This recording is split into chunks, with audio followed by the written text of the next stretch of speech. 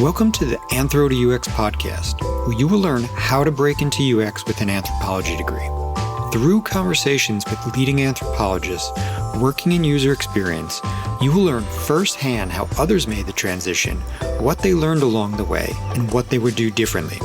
We will be discussing what it means to do UX research from a practical perspective and what you need to do to prepare a resume and portfolio. I'm your host, Matt Artz, a business anthropologist specializing in design anthropology and working at the intersection of product management, user experience, and business strategy. Let's get started. Hi, everyone. Welcome back. Today I'm here with Lauryl Zenobi. Lauryl's a principal researcher at Ad Hoc and the author of I Want a UX Job, How to Make a Career Change into UX Research. So a great resource for the podcast. So Lauryl, thanks for coming on. Happy to be here. So would you start by telling us maybe first how you came to anthropology? Sure. So I came to anthropology in undergrad. I was initially a Japanese studies major, and I took a few anthropology classes that were cross-listed between Japanese studies, and I fell in love with it. Particularly enjoyed learning about all the different cultures and all the neat things that people do. I really enjoyed archaeology. That's actually where I ended up kind of going with my undergrad and graduate work, because it was something that felt like it cared about the people that it studied, and it was really interested in exploring issues that affect lots and lots of people. There was lots of impact. You know, you talk about in anthropology and archaeology, you talk about work with, building wells in other countries and completely changing enterprise companies. And it's just really, really cool, the impact that you can have with studying what other humans do. Humans are cool. Yeah, for sure. So when you were in that program, archaeology to UX is obviously, it makes sense in lots of ways, but it's also probably not the job that's being touted in the program, right? So maybe first tell me, if you could, tell everybody, were you thinking at that point of going to UX, or did you think you'd teach, in academia, or what did you think you were going to do for a career? Mm-hmm. We had to take an ethnography class to graduate, and I flaked on that class so hard, which is ironic given what I do now. I'm an ethnographer, basically. Yeah. So it's funny how, things come back around. I initially wanted to teach. I wanted to be a professor. I wanted to go into archaeology. I moved to Seattle and went to grad school to get a PhD in archaeology, thinking that eventually I would go back into academia. I really loved the moment in classes where you tell a cool story and the students just light up and they're like, I never thought about it that way. There's a really interesting energy involved in academia and getting to spend your time teaching the next generation and doing your own research. That sounds glorious, but naturally that's not how things fell out, but I enjoy the path that I took. Cool. So then at what point did you first discover UX? I discovered UX, well, I had an inkling of it through undergrad. There's always that course where your professor tells you about how there are anthropologists who work at Toyota and they are the reason that there are so many cup holders in cars. And so that I knew that was an industry that was open to anthropologists.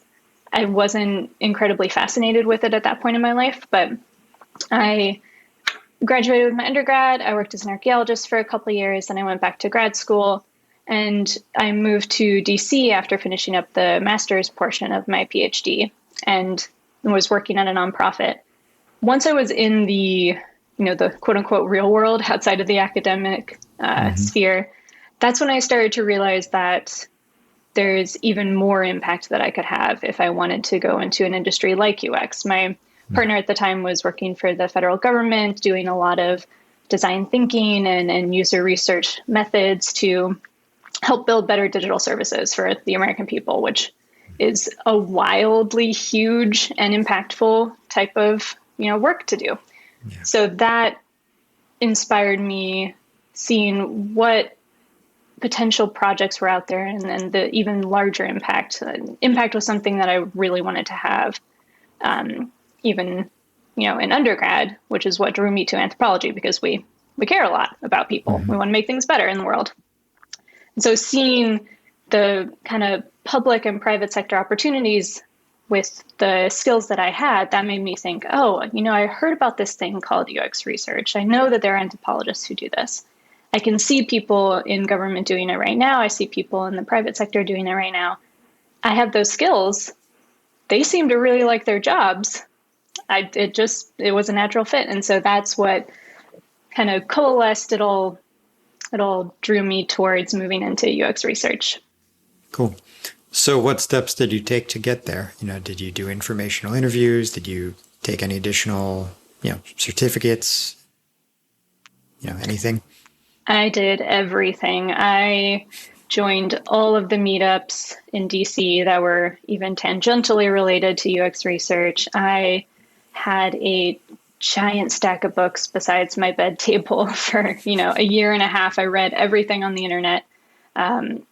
There are so many good resources out there. There are so many good, mini certificates or other, little programs that you can do to beef up on particular skills, or thinking about, larger processes of how research works, or, how to do a usability test.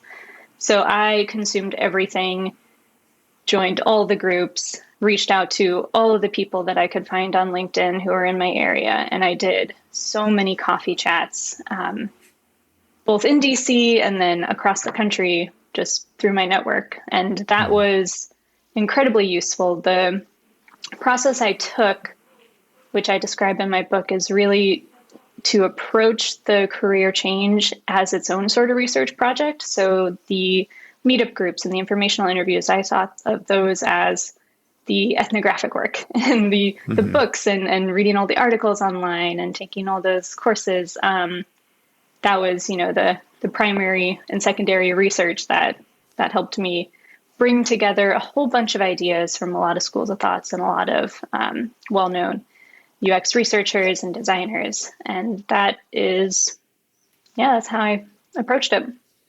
Yeah, that's great.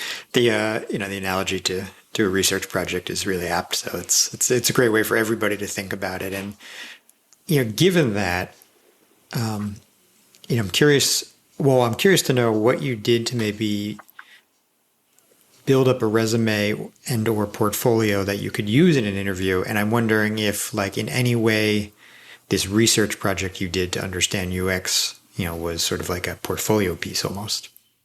Almost. It certainly was a good conversation starter in interviews and informational interviews. There weren't many artifacts that came out of it that could go into a portfolio, but I think the framing and the mindset of approaching this career change as a research project and it's in and of itself is one nice because you feel more freedom to experiment.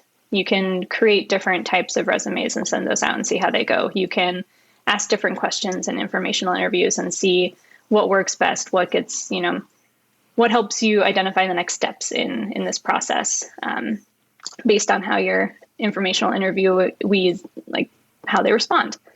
So it reduced a lot of that stress because you can think of it as its own project. It's not about you not being good enough or you not having enough skills yet. It's about the iteration of the project. It's about learning and exploring, which was useful for me, at least in a job search. I know those can be really stressful.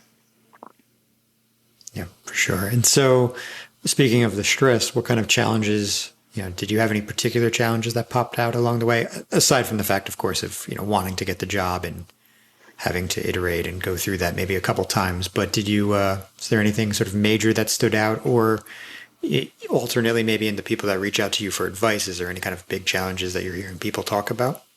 My big challenge was figuring out how to be effective at the job search. When you are really excited about a career change or a new industry, at least from my end, I approached it like a buckshot. I just sent resumes everywhere. Nothing was tailored.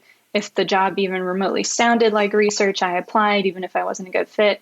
And that was really demoralizing because obviously that's not how any good job search works, whether you're changing careers or not. The cultivating and creating kind of targeted job leads is the much more effective way to approach it.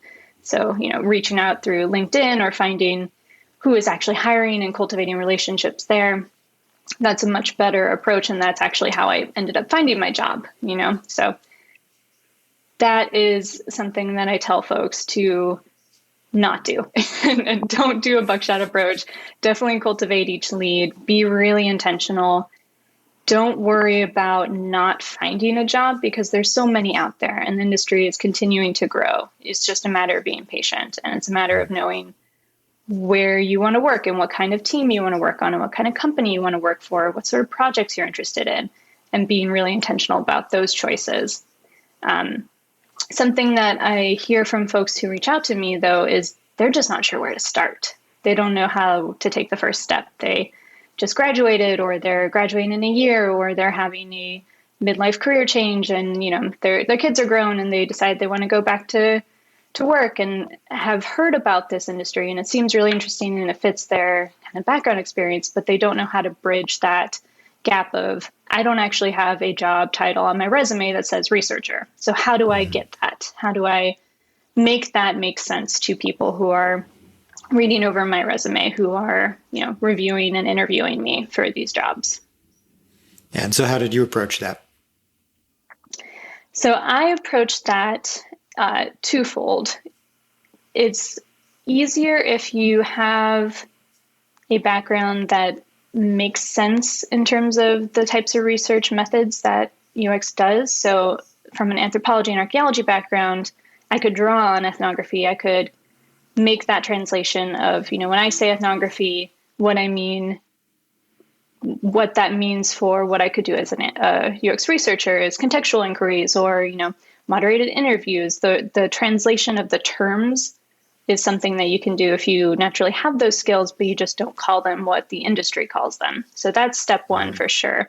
For folks that don't have, that research background, perhaps through undergrad or grad school or previous career positions, see if you can create that in your current job, which is something that I did. I carved out my work at the nonprofit to take on a bigger and bigger research role. So I got to do a little bit more product management. I got to do more research that was kind of self-directed, that was outside the initial scope of my job description. But because I was able to kind of advocate for why we need that, I was able to put on my resume, sure, I might not have a UX researcher title, but I have all the responsibilities and the roles, and I did the things that UX researchers do in their jobs. It just might have been called something different on a different job title. So that certainly helps. And then speaking to that really clearly in your cover letters, in your actual interviews, in those early relationships that you build with folks at that company that you're interested in working at. Yeah, great. It's that human connection that really helps to, do the translation. Mm-hmm. Yeah, I mean, still, to your earlier point about the buckshot approach, we all hear the estimates of how many jobs are still filled through networking and connections. So, it's all about relationships, and we're good at that, right? As anthropologists, anyway. So it's a natural fit for us to engage in the job search in that way. So nothing to be scared of there. So fast forward, you're now a UX researcher at Ad Hoc. So when you got into that role, and I appreciate you just said that in the nonprofit role, you did some projects that sort of lend itself to this, but was there anything that kind of caught you off guard or that you weren't prepared for or that, you needed to learn? Yeah, I think when you're learning about methods, you are so caught up in how to do them correctly. So you're interested in following them to a T. You need to make sure you've crossed all the T's, dotted all the I's, hit every item on the checklist. But once you get into the industry, especially in the government sector that I work in, flexibility is key. Like, you might not always be able to do the ideal study. You might not always get as many people as you want. You might not always get as much support from your stakeholders as you want. So learning how to work within ever shifting and often amorphous, relationships and domains is really key. So knowing when it's okay to say, I didn't get 8 people for this study, but I got 5, and we're not going to ship this in its final form so we can do more studies later on. Like, that's okay. Mm-hmm. The point is to get some information now and to not be caught up in making perfect the enemy of the good in many cases. Yeah. And was that a little bit of a, growing process for you? Mm-hmm. Yeah, right. It seems as if, obviously most people who make it into industry, it seems like many get to that point in their thinking. But is there something that helped you realize that, like any sort of value you saw coming out of even providing, sort of dripping some feedback along the way, if it was after the 5 interviews and then dripping a little bit more later, is there anything mm-hmm. particular that helped you realize like this is beneficial anyway? Mm-hmm. Yeah, there's a lot of education that you need to give to your stakeholders in our industry, at least, of why it is okay to only have 5 and why having that more regular drip of feedback is actually much better than getting one giant glut of feedback at one time and never getting any feedback ever again. Mm-hmm. So that was definitely a mind shift that had to happen. And it's an interesting moment when you realize it's not just about, I think this is something that happens as folks grow in their seniority and in their roles and confidence in their skills. It's not just about making sure that one test is great, that I did this perfectly. It's about the longer term, especially in the work that I do. It's not so much that I need to, create a statistically significant piece of research that I could then write a journal article or defend in front of a dissertation committee. It's not that level of academic rigor, I guess you could say. Not to say that it isn't rigorous, but it is more to the point of let's be iterative, let's be flexible, let's do something that's valuable, even if it's not perfect, because that's going to move us ever closer to meeting our user needs, meeting budgetary requirements, getting things shipped faster. That's more useful than, say, getting 20 people to do this usability study. So growing in your confidence to say that to stakeholders is really important. But then that's also part of the process, is educating them on why we want to think about research as this ongoing, kind of service design thinking, human-centered process, and not get caught up in the tiny details of this one particular small study, for instance. Mm-hmm. So I want to touch on that, but just a quick comment, for anybody listening who maybe hasn't had the experience of working within this space yet, many organizations are building and releasing software on some cadence, right? So we don't always have the time, depending on if you're in a evaluative type research role, we don't often have the luxury of spending a long time because we need to deliver value so that the team can keep moving and building, right, and iterating in their own right, the rest of the team. And then we're oftentimes moving on to the next piece, doing the same thing and kind of staying ahead and, say, engineering, right? And so we are in a constant process, if we, constant cadence ourselves in many ways, but there is a rationale for why we are doing it that way. And it's not that bad per se, it's just different. Mm-hmm, absolutely. Yeah. But, so going back to the stakeholder comment and, in there, what you said sort of gets to a point of, our job is a lot more than research. So I ask everybody what their day looks like or what their week looks like or what their month looks like, whatever it is. So tell me all about, what you're doing at Ad Hoc. And it doesn't have to be projects, but just what does the role really look like that incorporates research, but it goes beyond that substantially? That is such a good point, that you aren't just doing research with end users, 100% of the time in your job. I think I looked over my hours recently and I might spend 20% of my time actually doing user sessions, which is unfortunate because that's the really fun part of the job often, right? Like interacting with users and identifying their problems, showing them prototypes and getting their feedback. That's really energizing to me. But unfortunately, the best part of any job is not often the part that you do all the time. But that's okay, because like you said, you're not just doing research with end users, you're constantly doing research with other team members, with your company, with the stakeholders and your clients. So most of my day actually doesn't look like user research on paper, but it really is when you think about the longer term relationships that you're building, the longer term processes that you're trying to put in place. Most of my day is meetings, unfortunately, like everyone. But as a principal researcher at my company, we do a lot of mentoring of other researchers.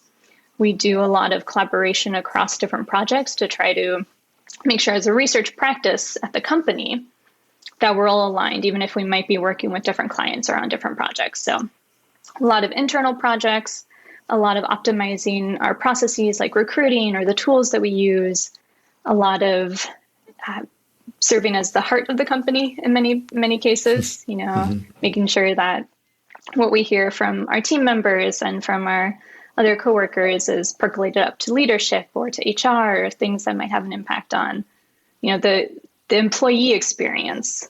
It's not necessarily a user experience all the time, but there's lots of people's experiences that you need to account for in any company. And research is really naturally situated to do that within any company. Yeah, great.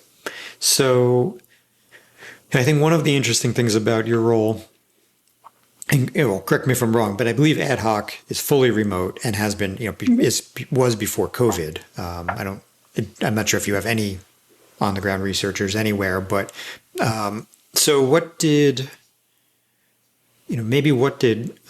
have you learned from Ad Hoc being fully online? Because obviously a lot of anthropologists are used to being sort of in context, in the physical context, right? Not maybe just virtually. So let's say this, how did you transfer into that? How did you do sort of moving into that mode? What have you learned from that? And then I have maybe a few follow-ups. Mm-hmm. We do most of our research remotely. That's true. For a number of our projects, we are able to go on the ground and actually speak with users either in context or through in-person interviews at Third, like at our office. We technically have an office in DC, but most of the company is spread across the US. So there's often a mix. Most of us have done in-person research and we do enjoy that, but it's also really lovely to be able to speak with a wide representation of the US, of the American people, given the work that we do. So we don't have to worry so much about not being able to get rural folks or folks in cities that we might not be co-located in, which is really great. What we've had to learn to do is be very flexible, of course. This is going to be a theme throughout, is flexibility and being able to improv, because, AirPods don't connect and sometimes internet cuts out and sometimes a participant doesn't know how to install Zoom. And there's lots of, kind of tech help that you might need to do in a session in addition to actually running the session. So being able to wear many hats is useful. It's an interesting process to do most of your sessions remotely, but you do learn how to build rapport really quickly over a video call. So, video on and maybe let your cat run around in the background because maybe your participant has a cat as well. Like the humanization part is we're all kind of doing this in our homes. And so normalizing that helps a participant feel much more comfortable. And with the types of projects that we do, that's where folks might be using our software anyways. So it almost serves as a more effective, contextual inquiry. We get to actually remotely, but virtually, be in people's homes with them as they might be using the websites we're building or the apps that we're building. So that's a fun extra facet. Yeah, no, for sure. And, it's this doesn't just apply to Ad Hoc or anybody else who's now doing research remotely, but there are some things, like you said, to be able to reach people across the US, right? So there are some benefits to this style of research. And, even after COVID, I imagine many firms will use this style of research more frequently for, when they need to reach out, say, to people across the country, whatever it may be, right? There's a place for both. And so for anybody listening who might sort of be horrified by the idea of not being in person, right? There's value to it, and it is, it's a good skill to learn and a very good transferable skill for the future post-COVID, and, nothing to be sort of afraid or shy of. But it also presents, interesting opportunities with the employee experience. And you briefly mentioned that. So are you able to speak to anything about, how you, say, as a principal researcher, and a mentor sort of handles the need to provide mentoring, while remote and not be able to be together with, maybe a junior researcher or whatever title they may have?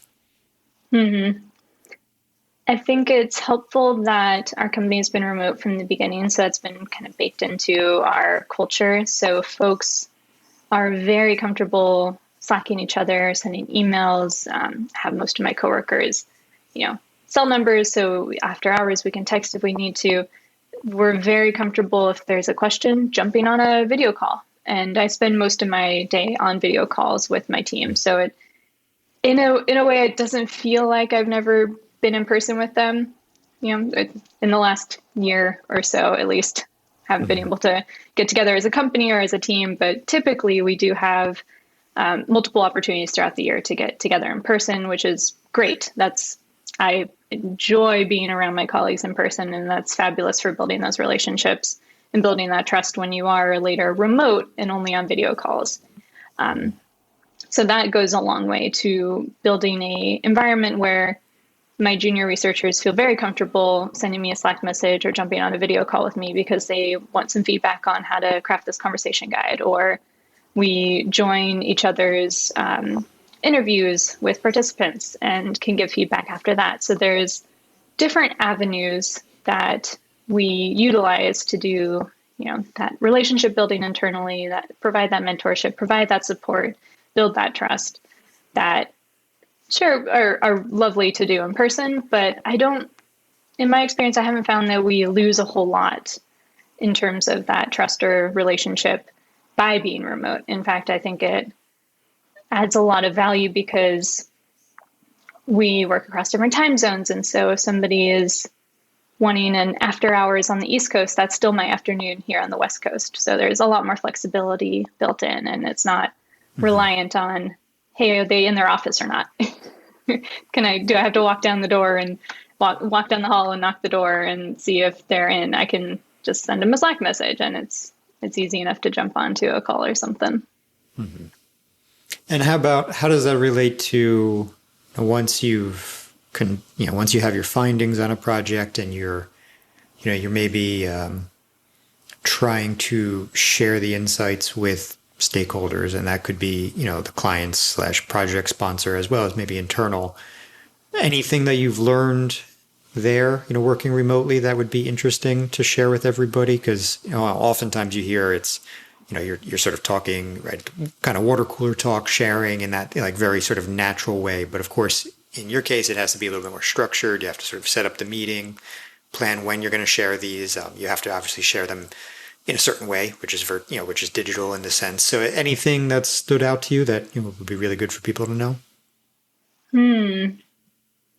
I think we do have a lot of natural water cooler sharing anyways. It's a little more passive than if everybody was standing around the coffee machine and talking about their recent projects.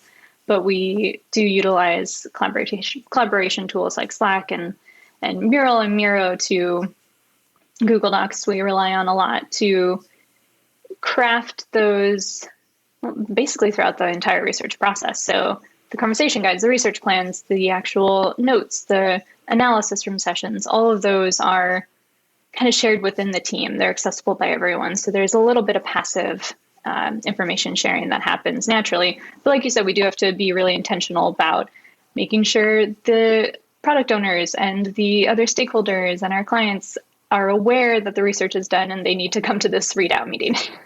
So there is some extra structure there. Flexibility, again, is going to come up because there are cases where our clients might not be able to use a certain tool. So we need to make sure that it's in a place that's accessible for them. They might not be able to call in on Zoom. They might need to use something else. So being aware of that and accommodating that is a really critical piece of that kind of digital relationship, that digital share out. So having those conversations up front about, hey, what tools can you all access? Can you test this for me before we do the readout? Because I don't want to be in the situation where we're trying to present you something, we share a link, and then you can't get access to it. Because that's not great. It doesn't look good for anybody. And then it just creates frustration. So having those upfront kind of housekeeping conversations can be really useful. And then there's just the how to present digitally and how to kind of make sure your notifications are off and close any windows that you don't want to be accidentally screen shared, and put your phone away, and if it's kick the dog out of the office in case the mailman comes and they bark. So there's other little considerations to think of that you don't necessarily have to worry about in an office space, but those are my key takeaways, is have those kind of conversations up front to know what folks can access, and then make sure your computer housekeeping is in order before you start presenting. Great. And so maybe we can talk about the book. So Sure. You wrote a book, October 2020, I think it came out, right? Mm-hmm. So congratulations, first off. It's really cool. Thank you. Got some good quotes. I saw Steve Portugal, right, gave you one. So it's pretty impressive. So you might maybe tell everybody, why you did that, and what you're hoping to share and get help everybody figure out there. So maybe a little overview on the book. Mm-hmm. I wrote the book because I had a hard time making the career transition myself, and I definitely didn't do it effectively, and I hit lots of bumps in the road, and I used the buckshot approach to apply for jobs, and I didn't always think through things as intentionally as I could. And looking back, 2020 is always, I wouldn't have done it that way. And I wrote a blog post a few years ago about how I had made that transition. And since then, folks reach out to me through LinkedIn. They find the blog post. They send me an email saying, hey, I also have a similar background. I saw that you did this. I don't know where to start. How do I do this? So that happened over and over. After a couple of years, I realized maybe there's a lot of interest here. There's people who are graduating with their anthropology degree or other social science degrees, and they don't know what to do next. They're not sure what that next step is. And this seems like a really interesting field for them. It's growing, it pays well, you get to have a big impact. Like that's the trifecta, right? The ideal job. I could get paid to do anthropology, and be paid well. This is perfect. Imagine that. Especially for many folks who are coming out of academia who may have been, bouncing from postdoc to postdoc, which is a very frustrating process. That seems like a really nice light at the end of the tunnel. Like, hey, I don't have to move to a city that I don't want to live in to take a postdoc just to, scrape by. I could stay in the city that I love and afford to feed my family, which is always a great thing. So I think there just was a interesting confluence of academic jobs going down, other industry jobs going up, people realizing that their skills could translate. So that's the demographic that I was really trying to target, is folks who had been in a similar position to me, just coming out of grad school or undergrad, kind of looking around saying, what do I do next? How do I take this next step? There's this job over there that sounds really cool, but I don't know how to bridge that gap. So I'm hoping that folks can read the book, get a sense of a process that, worked for me after lots of reflecting. How could I have improved that process? That's what's in the book there. I spoke with a bunch of other anthropologists and folks from other social science backgrounds who did a similar transition. So it's not just my story in the book. You get to hear from folks with a variety of backgrounds, came from a variety of industries, about what they did to get their UX job and what they thought of that process. So I'm hoping that folks can see a little bit of themselves in the book, feel confident knowing that this is a process that has worked for hundreds, thousands of people. Many, many researchers come from a variety of backgrounds. That's kind of been the culture of the industry for a long time, is there's folks from all walks of life, which brings a lot of great perspective and experiences to the field of UX research. Yeah. So hoping that folks can, read through it, get some ideas on what next steps to take, gain the confidence, know that it'll work out in the end, and have some concrete step-by-step action plan to follow, to fall back on. So speaking of an action plan, maybe we can, but let's maybe run through a few scenarios. So if there's a student who's listening, and they still have a little bit of time to plan, right? So that could be planning for an internship or even just a volunteering opportunity, right? It could be a number of things. But let's say there's somebody out there who has a little runway in front of them. What would you recommend they start doing now to get, to have the first job in UX?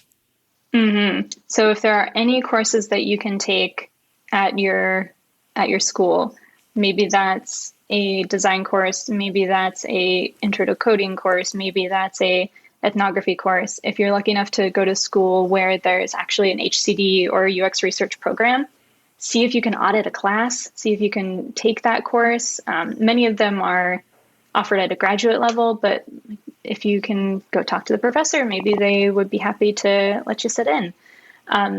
If that doesn't work, reach out to other folks either in your academic circle or outside of your academic circle. So find other folks on LinkedIn or join some meetup groups, figure out who the researchers are in your community and start to build relationships with them, because many times those are the folks who might have a company who does an internship. And if you can make that connection before you've even graduated, that can be a great step towards, being the first person to hear about that internship when it gets opened up. Figuring out how to build up a portfolio and your skill set before you've even graduated can also be really great. So volunteering might be an option. You might be able to tag on to other projects that, say, a professor who does work at an HCD department, maybe they have some side projects that you could tag in on. Just be exploratory, reach out to anybody. Don't be afraid. The industry is very, very welcoming. It's very, very open to lots of people reaching out, cold emailing, cold calling, cold showing up at an office, maybe, I don't know. But there's a lot of warmth in the field, and people are very interested in helping out others who are also breaking into the field, because we've all been there. We've all done that. This has been the process that so many of us have taken. So there's a passing on the goodwill that you'll find often in the industry. So be brave, reach out, see if there are projects you can join, see if there are classes you can take, explore what companies might be offering internships.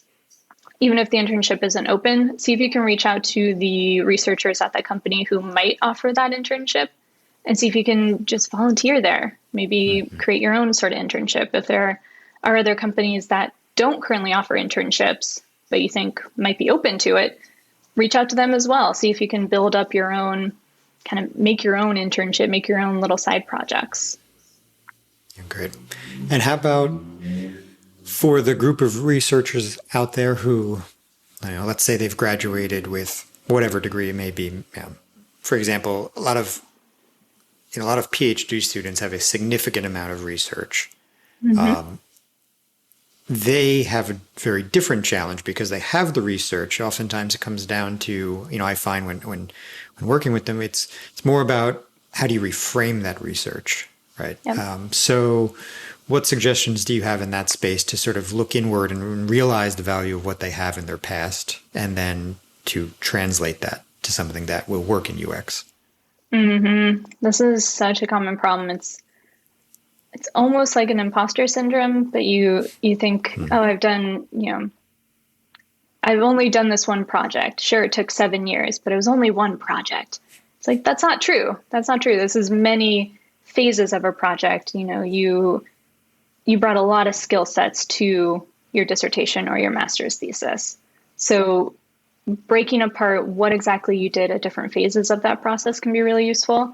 And then doing that translation. Okay, I managed grant funding, and I managed a team of other researchers, or I managed lab techs, or whatever it was that you studied.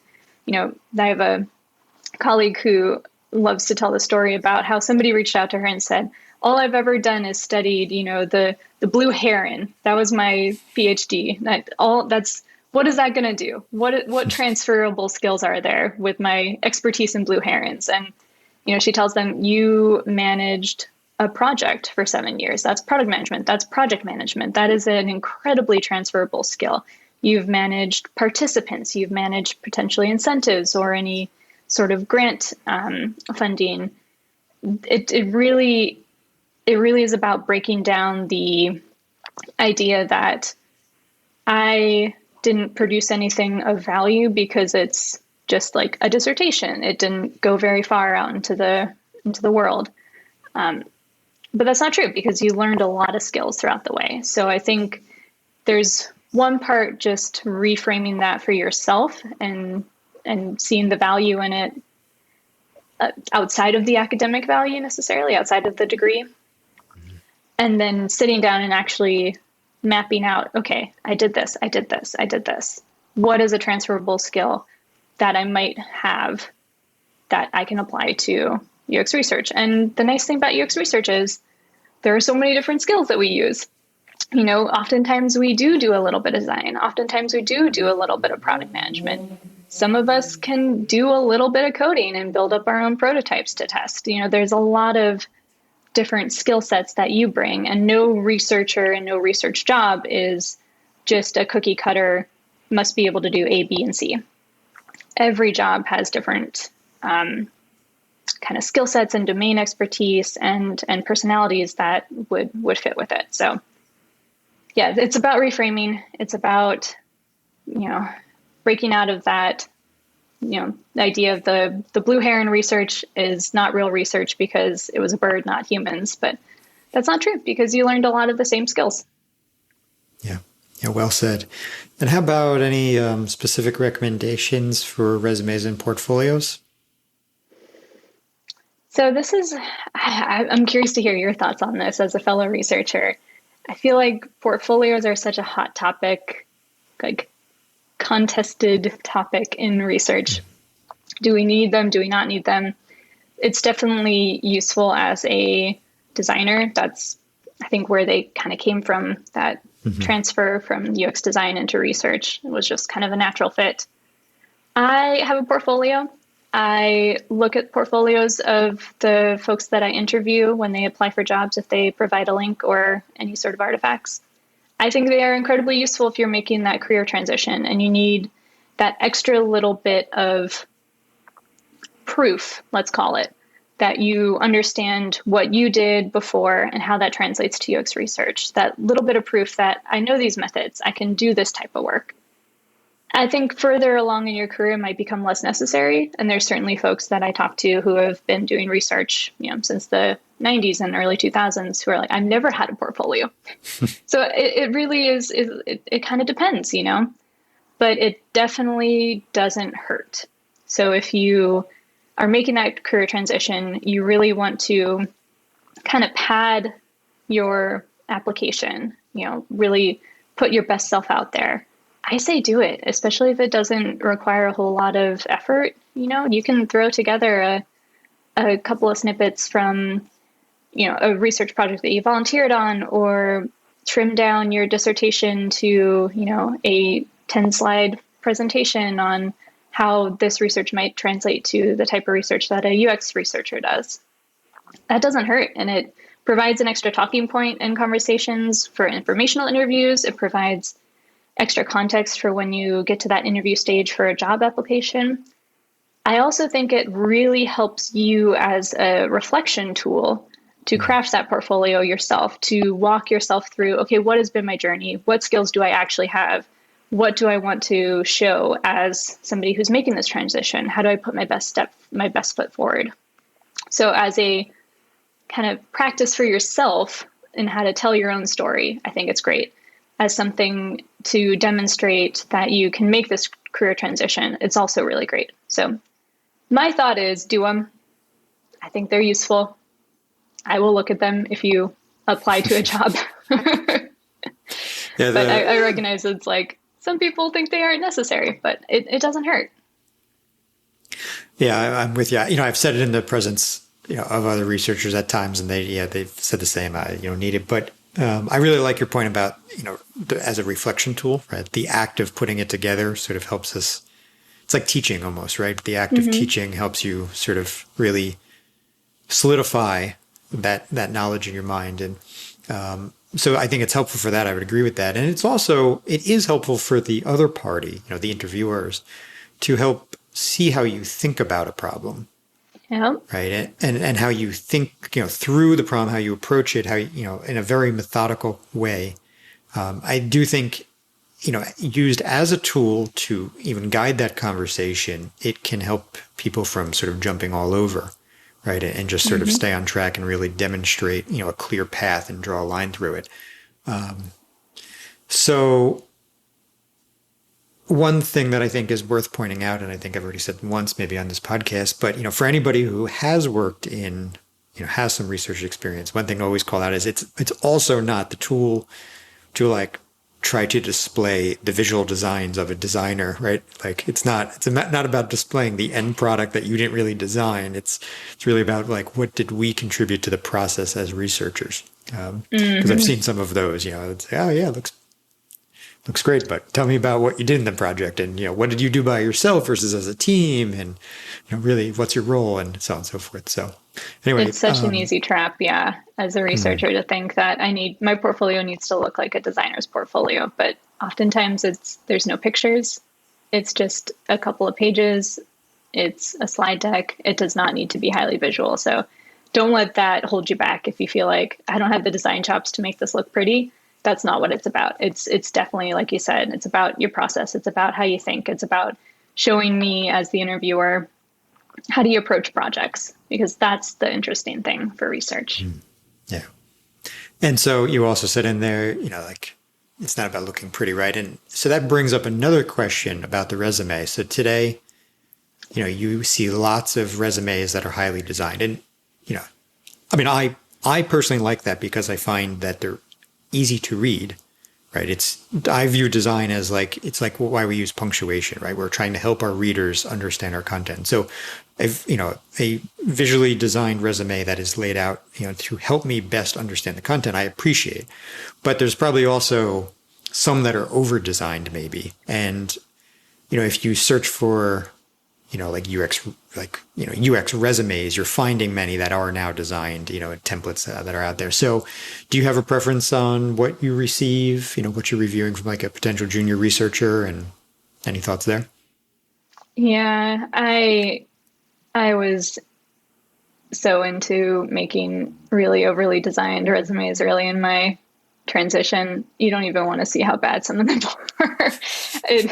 I think that's another perhaps unfortunate holdover or kind of transference from UX design, where it is very common to kind of show your design skills in your resume. Like that in and of itself is an artifact for a designer to present. I prefer something that is human readable. I tell people you should probably design it to be machine readable as well. So not doing overly complicated things in Illustrator or Canva or any other design heavy tool. It's something that I find often with more junior folks who are, say, applying to a large company where a human isn't even looking at your resume until many steps into the process. So the algorithm is not going to look at the Canva or Illustrator resume and be like, yes, that's a person I hire. In fact, it might not even be able to read it. And so you automatically get kicked out of the pipeline because it's not machine readable. So that's something to consider if you're thinking about moving into a larger company, is make it work with their systems. Like that's part of the research project of finding a job, is how do I meet the needs of the recruiter? How do I meet the needs of the system that company might be using to actually hire folks? That's where those informational interviews can be really helpful. Try to get some inside perspective on what does your hiring process even look like?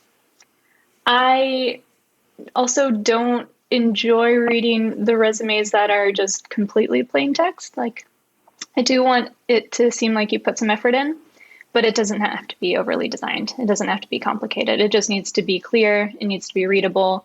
it needs to convey to me what your skills are. I don't need fancy backgrounds. I don't need lots of color. I just wanted to demonstrate to me that you are trying to demonstrate to me what sort of information is important for me to know about you. Great. Well, I think that's all been very helpful. So is there anything you would like to bring up that maybe we didn't cover? Any initiatives that you're involved in besides the book that you would want to bring attention to? We did not cover the variety of extra mentorship programs that are out there. Each city I've found, especially if you're in a larger city. And even nowadays, it doesn't actually matter because everyone's remote. You could join a neighboring city for all it matters.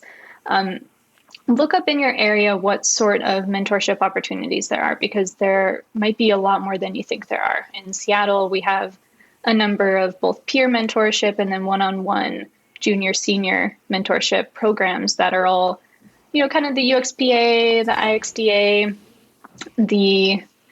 any sort of chapter of research or kind of UX, or in some cities it might be more design focused, but there are lots of chapters, lots of programs of, nonprofits or other kind of organizations that provide a lot of mentorship and community support. They might have talks, they might do classes.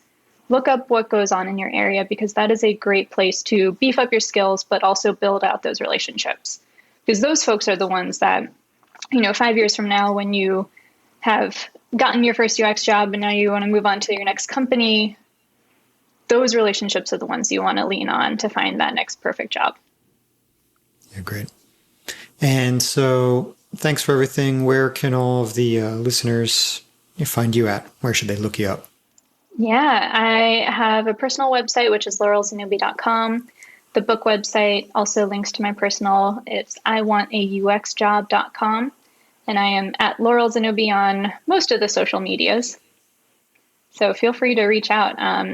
Always happy to do coffee chats, answer emails, look over resumes, portfolios. I love chatting with other people who are making this career transition. Great. Well, thanks for offering that. And I'll link to obviously your website and, and everything, the book and so on and so forth. So, Lauryl, thanks so much for your time. It was really helpful. I think for everybody to hear it. Appreciate you carving that time out. So thanks very much. Absolutely. This has been great. Thanks so much, Matt. Okay. Take care. Thank you all for listening to the Anthro to UX podcast.